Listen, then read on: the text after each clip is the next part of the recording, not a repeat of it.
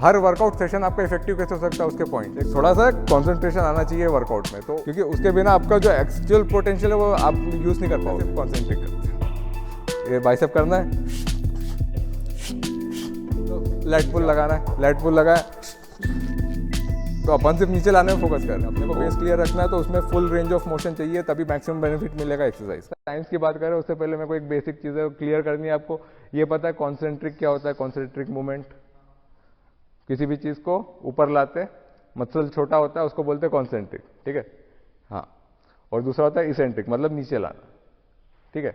मतलब एक नीचे लाने वाला मूवमेंट है, एक ऊपर लाने वाला मूवमेंट है। अब एक रेपिटेशन पता है क्या होता है? रेप बोलते हैं ना अपन ने, 5 रेप लगाए 6 रेप लगाए, हाँ, तो एक इसेंट्रिक प्लस एक कॉन्सेंट्रिक को मिला के बोलते हैं एक रिपीटेशन, ठीक है। तो मतलब मैं इसी टर्म में बात कर रहा हूँ इसलिए अभी पहले से क्लियर कर रहा हूँ ताकि बाद में कंफ्यूजन नहीं हो। रेप मतलब क्या है, इसेंट्रिक कॉन्सेंट्रिक क्या है? सॉरी, कॉन्सेंट्रिक मतलब ये होता है अगेंस्ट द ग्रेविटी मान लो, और जो इसेंट्रिक होगा इन लाइन ऑफ ग्रेविटी, मतलब जो नीचे उतारने वाला काम रहेगा वो इसेंट्रिक वाला पार्ट है, जो ग्रेविटी के अगेंस्ट में रहेगा वो कॉन्सेंट्रिक वाला काम है। और दूसरा इंटेंसिटी, इंटेंसिटी मतलब कि आप कितना वेट उठा रहे हो, कितने रेप्स के लिए कर रहे हो, ठीक है। मतलब अपन ने उठाया 10 किलो से 10 रेप, ये एक इंटेंसिटी होगी। अभी इसको अगर बढ़ाना है तो अपन ने 12.5 किलो से 8 रेप लगाया है तो उसकी इंटेंसिटी ज़्यादा हो जाएगी। इस तरीके से वॉल्यूम होता है, वॉल्यूम मतलब टोटल इंटेंसिटी प्लस आपने कितनी बार रिपीट, मतलब कितने सेट्स लगाए वो भी उसमें ऐड हो जाता है, तो वो आपका टोटल वॉल्यूम बन जाता है।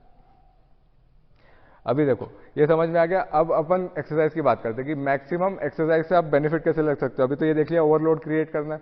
अभी ओवरलोड क्रिएट करना है तो जब आप वर्कआउट कर रहे हो तो वर्कआउट ऐसा नहीं है कि आके बस मस्ती करके चले गए, बोले हाँ जिम गए थे, तो एक थोड़ा सा कॉन्सेंट्रेशन आना चाहिए वर्कआउट में। तो हर वर्कआउट सेशन आपका इफेक्टिव कैसे हो सकता है उसके पॉइंट्स, ठीक है। सबसे पहले आप जब भी वर्कआउट कर रहे हो तो जिम में मस्ती करो, कोई प्रॉब्लम नहीं, लेकिन जैसे ही अपन ने हाथ रख दिया डंबल के हैंडल पे या बार पे, वो पूरा फोकस मूवमेंट पे, ठीक है। क्योंकि वो जब वो कॉन्सेंट्रेशन क्रिएट होगा, मोटर न्यूरॉन्स रहते हैं सीएनएस में, वो सिग्नल भेजते हैं कितने मसल फाइबर, ये जो फाइबर है ना ये सारे एक साथ एक्टिवेट नहीं होते, वो ब्रेन डिसाइड करता है कितनों को भेजना है। तो अगर छोटा वेट लिया है तो कम फाइबर आएंगे, बोले 4 फाइबर में काम हो जाए, समझ लो 8 मजदूर है आपके पास, अभी काम छोटा है तो 4 को ही भेजेंगे, बोले 8 की जरूरत नहीं है फालतू में, वो बोले कि वो उधर एफर्ट लगाने की जरूरत नहीं होता। तो जब वो वेट उतना उठा रहे हो कि 8 की जरूरत है तभी 8 आएंगे, तो ये भी रहता है, इसलिए चैलेंजिंग वेट उठाना पड़ता है, ठीक है। तो अभी हो गया, तो जैसे कॉन्सेंट्रेशन आता है ना आपका सीएनएस वो फायर करता है, तो मतलब समझ लो अगर आपका पोटेंशियल 10 रेप लगाने का है, ठीक है, ध्यान नहीं है, मतलब इधर भी देख रहे उधर भी देख रहे चल रहा है, तो 8 रेप ही लगेंगे, क्योंकि वो जहां पे चैलेंज आया कि एक्चुअली एफर्ट लगाना है वहां पे वो छोड़ देगा। तो जहां पे कॉन्सेंट्रेशन आया तो समझ लो आपका पोटेंशियल है 10 रेप लगाने का, लेकिन 8 ही लगे, क्यों? क्योंकि कॉन्सेंट्रेशन नहीं था। तो इसलिए जब एक बार सेट हो गया जो भी कर रहे हो, लेकिन जैसे डंबल पे हाथ आया वापस पूरा फोकस सेट पे, है ना, क्योंकि उसके बिना आपका जो एक्चुअल पोटेंशियल है वो आप यूज नहीं कर पाओगे। दूसरा चीज, वर्कआउट करते हैं तो सपोर्ट नहीं लेना चाहिए। अब यहाँ पे क्या करने आए हो? मसल को चैलेंज करने आए हो, है ना। तो अभी मतलब अभी देखो ऐसा है, मैं एक बताता हूँ। मैं मतलब पुणे में था, ट्रेनर था, तो वहां पे जो हमारे जिम का जो ऑनर था ना, उसका दोस्त था, अब वो आता था जिम में और उसको देख के सब भाग जाते थे। वो लगाएगा स्क्वाट, और स्क्वाट कैसे लगाएगा, पूरा पीछे गिर जाएगा जो भी होगा ट्रेनर, मतलब उसका पता नहीं अलग ही टेक्निक था। बोलता कि मैं नीचे लगाने में एफर्ट नहीं लगाता, ऊपर मैं खुद लाऊंगा करके, तो पूरा अपने ऊपर ही लोड आता। तो उसको जैसे वो आता है स्क्वाट लगाना जिस दिन, उसका सब इधर उधर हो जाएंगे ट्रेनर, बोले मैं इसको करवा रहा हूँ, मैं उसको करवा रहा हूँ करके। अब वो ऑनर का दोस्त है तो ज्यादा कुछ बोल भी सकते कि मैं नहीं दूंगा करके। तो एक के पास गया, अरे सर सपोर्ट दे दो, अरे बैक गई हुई है मेरी। मतलब अभी ये सपोर्ट मतलब क्या हो गया, अभी मसल को अपने को चैलेंज करना, किसी दूसरे के मसल को थोड़ी चैलेंज करना है। तो जो भी चैलेंज है, जितना वेट उठ रहा है उस मसल को चैलेंज करने के लिए वो अपना खुद का होना चाहिए। दूसरा, बेंच प्रेस में सबसे ज्यादा होता है। अब यहां से नीचे से भी ऊपर उठा रहे, नीचे वाला भी कर रहा है, अब किसका वर्कआउट हो रहा है समझ में नहीं आ रहा। तो सपोर्ट कैसे लेते हैं, बेंच पे या इस पे, एक बार उठा के दे दिया, छोड़ दो, जितने रेप्स हो रहे हैं लगाओ खुद से, ठीक है। किसी ने टच भी कर दिया मतलब फिर काउंट मत करो, क्योंकि फिर अपने मसल का चैलेंज माइनस हो गया ना।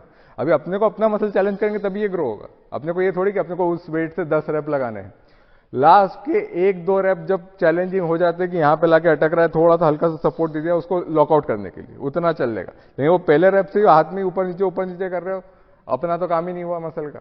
अपने को करना है प्रोग्रेसिव ओवरलोड, तो अपने को स्ट्रेस क्रिएट करना है, तो स्ट्रेस खुद जब वो लोड आएगा तभी क्रिएट होगा। इसलिए जितना हो सके सपोर्ट नहीं लेना, बस लिफ्ट करने में या तो अनरैक करके देने में उतना सपोर्ट लो, और किसी को पीछे खड़ा रखो इनकेस अगर बेंच प्रेस कर रहे हो, क्योंकि वो बहुत जल्दी फेल भी हो सकता है, तो एटलीस्ट उठा के वापस रख दे। लेकिन जब कर रहे हो तो एफर्ट पूरा आपका होना चाहिए, ठीक है।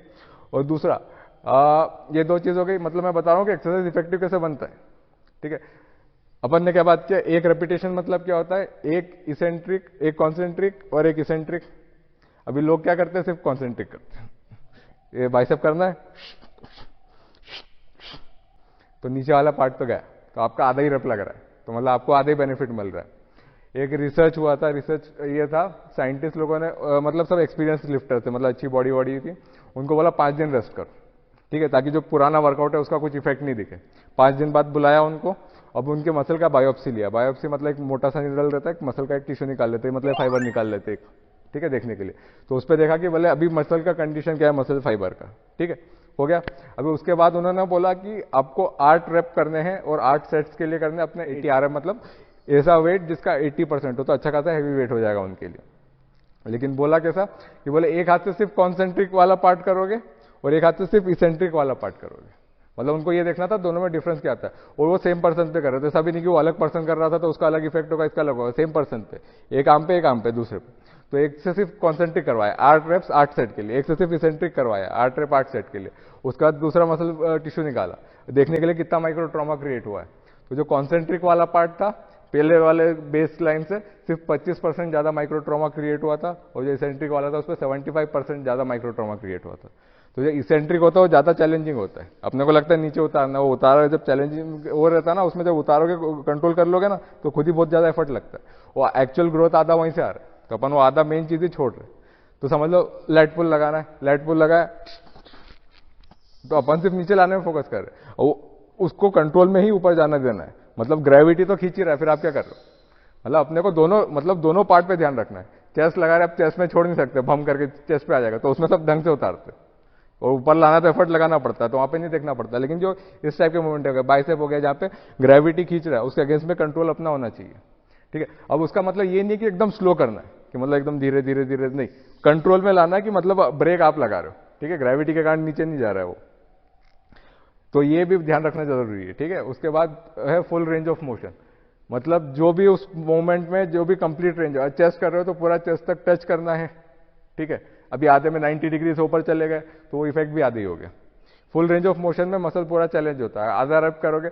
एडवांस लिफ्टर्स को मत देखना, बहुत सारा हाफ रेंज करते हो, हाफ रेंज इसलिए नहीं करते कि उनको अपना मसल ग्रो करना है, एक होता है स्टिकिंग पॉइंट होते हैं बहुत सारे, ठीक है, हर एक्सरसाइज में, मतलब जो बड़े एक्सरसाइज होते हैं उसमें स्टिकिंग पॉइंट आते हैं, वो स्टिकिंग पॉइंट को प्रैक्टिस करते हैं। बेंच प्रेस में जब भी आप हैवी लिफ्ट करोगे, कभी भी चेस्ट पे फेल नहीं होता है बेंच प्रेस, हमेशा यहां से यहां तक लाओगे, फिर अटक जाएगा, फिर नीचे गिर जाएगा। तो ये पॉइंट जो है ना, ये स्टिकिंग पॉइंट है उसका। तो ये लोग क्या करते हैं, जो पावर लिफ्टर्स रहते हैं मोस्टली, वो है ना, यहाँ से 90 डिग्री तक लाते हैं, स्टिकिंग पॉइंट पे, फिर वहां से जोर से प्रेस करते हैं। तो वो ना तो मसल ग्रोथ की बात कर रहे हैं, ना तो वो ये देख रहे कि मेरा कितना स्ट्रेंथ बढ़ेगा, वो बस वो स्टिकिंग पॉइंट से पुश करने का वो प्रैक्टिस कर रहे हैं, ठीक है। डेडलिफ्ट कर रहे हैं, कोई कोई पार्शियल करता है हाफ, तो वो इसलिए कर रहे हैं कि जो वो वाला रेंज है, बहुत सारे यहां से उठा तो लेते हैं, लेकिन यहाँ पे लाके फेल हो जाता है, फिर छोड़ना पड़ जाता है। तो वो जो जहां पे फेल होता है वो वहां से प्रैक्टिस कर रहे हैं खींचने के लिए। तो वो ग्रोथ के हिसाब से, अभी कोई वीडियो देखेगा बहुत अच्छा मसल है और इस टाइप का वर्कआउट कर रहा है, नहीं बेस क्लियर है तो फिर चला यार ये वाला वर्कआउट अच्छा ही दिख रहा है, ये कर लो, ये रहता है। तो एडवांस लिफ्टर क्या कर रहे हैं वो अपने को नहीं देखना, अपने को बेस क्लियर रखना है, तो उसमें फुल रेंज ऑफ मोशन चाहिए, तभी मैक्सिमम बेनिफिट मिलेगा एक्सरसाइज का, ठीक है। उसके बाद प्रॉपर फॉर्म एंड टेक्निक, वो भी उतने इंपॉर्टेंट है। मतलब अगर कोई मसल का अपन वर्क कर रहे हैं तो अपना क्या है, वो टारगेट मसल बन गया, ठीक है। अभी बाइसेप कर रहे हैं, बाइसेप पे लोड आना चाहिए मैक्सिमम, तभी उसका इफेक्ट दिखेगा। अब क्या, अगर ये एल्बो भी ऊपर उठ गया तो आधा तो शोल्डर पे चले गया, तो इसका इफेक्ट कम हो जाता है। इसलिए प्रॉपर फॉर्म रहेगा, टेक्निक रहेगा, तो जो अपन मसल टारगेट करेंगे उस पर मैक्सिमम लोड आएगा, ठीक है। इसलिए फॉर्म टेक्निक भी सही होना चाहिए, वो फॉर्म टेक्निक के लिए आप ट्रेनर से अपनी जान खा सकते हो, ठीक है। और लास्ट चीज टाइटनेस होना चाहिए, ठीक है। जब भी आप वर्कआउट कर रहे हो, अपन चेस्ट कर रहे हैं, भाई अपना फोकस है, अपन चेस्ट मार रहे हैं, बाकी का बॉडी का क्या, बोले ढीला पड़ा है, तो एनर्जी जनरेट नहीं होगा, बॉडी स्टेबल नहीं रहेगी, तो भी पावर जनरेट नहीं होता है। अभी समझ लो ये है सिंपल सा ग्रिप टेस्ट करना है, ऐसा पकड़ो, अब इसको जितना टाइट कर सकते हो टाइट करो, पूरा पावर लगा के इतना टाइट हुआ, बाकी पूरा बॉडी ढीला है। लेकिन अगर उसी को आप पूरा ऐसा कि समझ लो एक स्टैंस लिया, पावर स्टैंस, ठीक है। अब पूरा बॉडी टाइट करो, इसको भी टाइट कर लो और एक ब्रीद इन करके होल्ड करो, मतलब अगर समझ लो किसी को बहुत जोर से पावर से पुश करने वाले उस वाले पोजिशन, पूरा पावर अलग हो जाएगा। तो जब आप वर्कआउट कर रहे हो, भले कोई सा भी मूवमेंट हो, अभी इसमें क्या किया ना मैंने, इसमें स्टेबिलिटी क्रिएट कर दी, तो जो फोर्स जनरेशन है वो और ज्यादा बढ़ गया। तो समझ लो अभी मैं आप 5 किलो से मेरा 10 किलो से कुछ लग रहा है इजीली, तो मेरे लिए 12.5 भी इजी हो जाएगा। तो समझ लो अगर आप 12.5 भी एफर्ट के साथ लगा रहे हो, चेस्ट पे फोकस था, अब क्या करो, पैर अच्छे से जमीन पे रख लो, बॉडी का आर्च अच्छा बना लो, टाइट रख लो, शोल्डर्स को भी पीछे खींच के रखो, ठीक है। ब्रीद इन करो और उसके बाद पुश करो, वो 12.5 भी इजी लगने लगता है, इसलिए वो टाइटनेस भी इंपॉर्टेंट है। तो ये सब क्या होता है ना, ये सब जब मिक्स होता है तो आपका एक वर्कआउट का एक मूवमेंट इफेक्टिव बनता है, ठीक है। तो इतना अगर कर रहे हो, मतलब देखो टाइटनेस मेंटेन करना है, फुल रेंज ऑफ मोशन में लगाना है, इसेंट्रिक वाला पार्ट मिस नहीं करना है, आपको उसका मैक्सिमम बेनिफिट मिलेगा, मतलब मैक्सिमम माइक्रो ट्रॉमा क्रिएट कर रहे हो। यहाँ पे जहाँ पे भी एक पॉइंट कम हुआ, यहाँ पे एफर्ट कम हो गया, तो जो पोटेंशियल था वहाँ रीच नहीं किया, मतलब आपका एक एक एक्सरसाइज का सेशन आपका एक अच्छा पोटेंशियल है ग्रोथ का। तो अपने को मैक्सिमम देख, तो एक तो आने में प्रॉब्लम, तो जब आ रहे हो तो एटलीस्ट जो कर रहे हो उसको मैक्सिमम यूज करो, है ना।